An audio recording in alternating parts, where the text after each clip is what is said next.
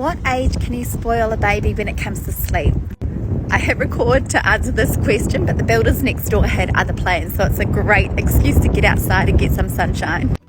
This is a pretty tricky question for me to answer, and like most things in parenting, there is no black and white specifics, but I will share with you a few of my thoughts around when you can or cannot spoil a baby. So there's an actual book which is titled "You Simply Cannot Spoil a Newborn," and the reason why that is in fact true is because newborns only have two sleep stages. They have active sleep and quiet sleep, and they basically transition between those two sleep stages, and when they're adjusting to the fourth trimester, their sleep is incredibly erratic and unpredictable. When they get to the 4-month sleep regression, which will happen sometime between 3 to 5 months, that is when they start to get more defined sleep cycles like we have as adults. So that's when they have 4 stages of sleep within one sleep cycle. And that is when experts will say that you can start to do sleep training and a time that you can start working on self-settling and independent sleep skills if that's something that you would like to do.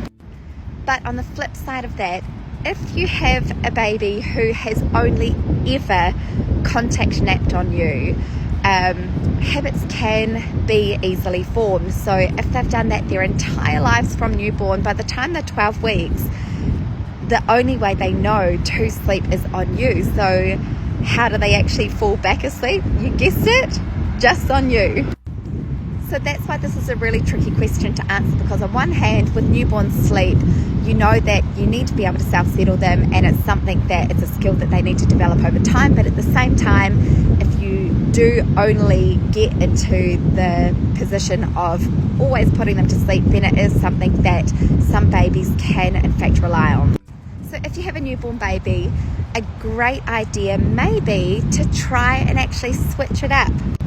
I would aim for maybe one nap in the crib a day or in the bassinet.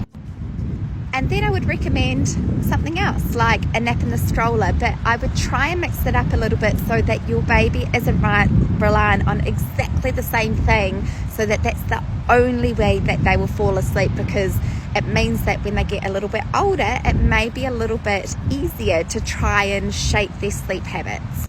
If you need help with your newborn sleep, I do have a free newborn guide, and this covers the 7 steps to establish healthy sleep habits for your newborn. It is not sleep training, it is just tips. So if you click under my photo, you can download that free resource. I hope this helps. Make sure you follow for more.